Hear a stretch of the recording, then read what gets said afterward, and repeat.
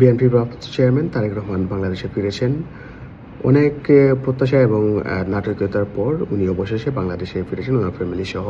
তারেক রহমানের মাতা খালেদা জিয়া খুবই অসুস্থ, বাংলাদেশে একটি হাসপাতালে ভর্তি রয়েছেন। সেই সুবাদে উনি এই দেশে আসতে হলো। তবে এখানে রাজনৈতিক পয়েন্ট অফ ভিউ থেকে আমার কাছে মনে হয় তারেক রহমানের আরও আগে দেশে আসা উচিত ছিল। ইভেন যখন হাসিনা বাংলাদেশ ছেড়ে পালাতে বাধ্য হয়, ওই সময়টাই উনি বাংলাদেশে এসে বিএনপির হাল ধরা উচিত ছিল।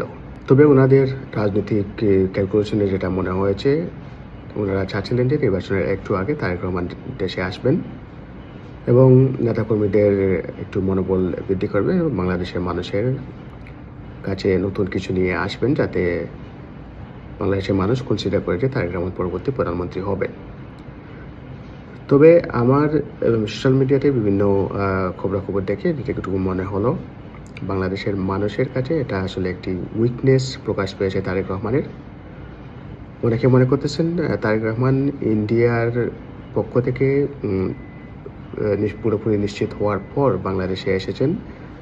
ইন্ডিয়া যেহেতু বাংলাদেশে আওয়ামী লীগের কোনো রাজনীতি এখন পর্যন্ত নেই, সরাসরি কোনো রাজনীতি নেই, কাজেই আওয়ামী লীগের পরিবর্তে ইন্ডিয়া স্বভাবত বিএনপির সরকারকে বেছে নেবে এবং তারেক রহমান সেটা নিশ্চিত হওয়ার পর বাংলাদেশে এসেছেন।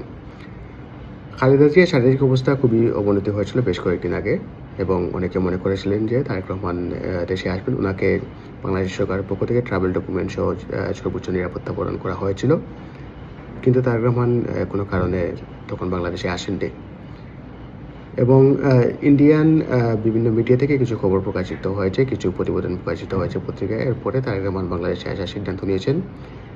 এখান থেকে মানুষের কাছে স্পষ্ট হয়েছে যে তারেক রহমানের সাথে ইন্ডিয়ার নয়াদিল্লির কোনো ডিল হয়েছে এবং সে কারণে তারেক রহমান নিশ্চিত হয়ে বাংলাদেশে এসেছেন যে পরবর্তী নির্বাচনে উনি জয়লাভ করবেন। তো আমার ডিসিশন থেকে এটি একটি উইকনেস হিসাবে প্রকাশিত হবে বাংলাদেশের মানুষের কাছে।